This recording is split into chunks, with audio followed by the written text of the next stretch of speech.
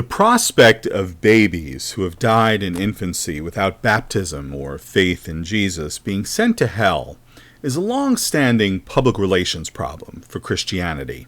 It causes several things to collide. For example, Christianity's insistence that its God is merciful and just. Christianity's insistence that salvation comes through Jesus alone, babies not being competent to understand, much less to make a decision about, believing in Jesus. As the International Theological Commission, a commission in the Roman Curia that issued a paper about this in 2007, called babies, quote, the weakest members of the human family and those who are not yet able to use their reason and freedom.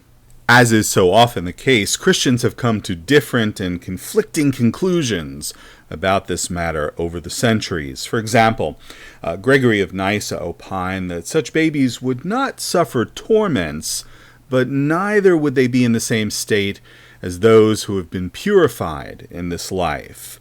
Augustine of Hippo opined that these babies go to hell. As he wrote, anyone, including babies, who is not with Christ must be with the devil. There is no middle place, said Augustine. Now, in fairness to him, he said they'd be in the nicest, sort of least tormenty part of hell. Anselm of Canterbury agreed with the Augustinian view. Thomas Aquinas and John Duns Scotus opined that there was a postmortem state for these babies between heaven and hell, a state that came to be called limbo, which garnered a lot of adherents within Catholicism, particularly Roman Catholicism, though it never became a tenet of Catholic doctrine. John Calvin opined that elect babies would be saved and all others were off to hell.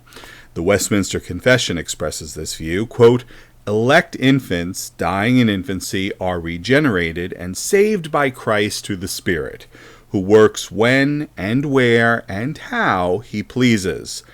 But it goes on to say, quote, others, not elected, cannot be saved. Yet other Christians have opined that all of these babies are saved. The aforementioned 2007 paper from the International Theological Commission entitled The Hope of Salvation for Infants Who Die Without Being Baptized concludes, quote, God does not demand the impossible of us. There are theological and liturgical reasons to hope that infants who die without baptism may be saved and brought into eternal happiness. One of the few consistent things about all these opinions is the concession that the Bible says nothing directly on this topic. The biblical silence often leads to the question, well, why didn't God say something about this in the Bible? And that brings me to the reason for this video. My favorite YouTube street preachers, 1T Mock and 5 Point Baptist, have stepped into the breach here to offer an opinion about why their God did not directly address the fate of babies who die without faith in Jesus. Let's have a listen.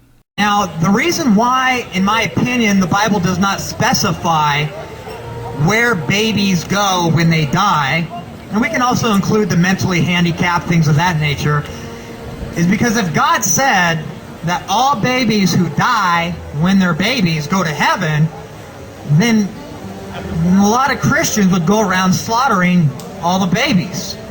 They'd go to the Muslim countries and slaughter all the Muslim babies and all the Hindu babies to guarantee their salvation.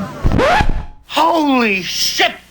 A lot of Christians would go around slaughtering all the babies, Muslim babies, Hindu babies, to guarantee their salvation? Putting aside the silliness of calling babies Muslim or Hindu or by any other religious name for that matter, when a religious tradition includes its God ordering a father to kill his son as a sacrifice, if only to see whether he'd actually do it, a father killing his daughter because of a vow he'd made to the god, and loads of other equally scary and strange things, including the human sacrifice that stands at the heart of Christianity.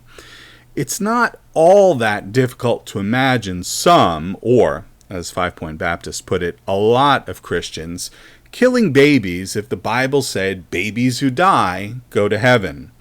The commandment against killing notwithstanding. So we should probably be grateful that the writers of the biblical text remain silent on this topic. However, this gives us some chilling insight into the extremely frightening possibilities of the religious mindset. Killing babies in order to save them. I've heard everything.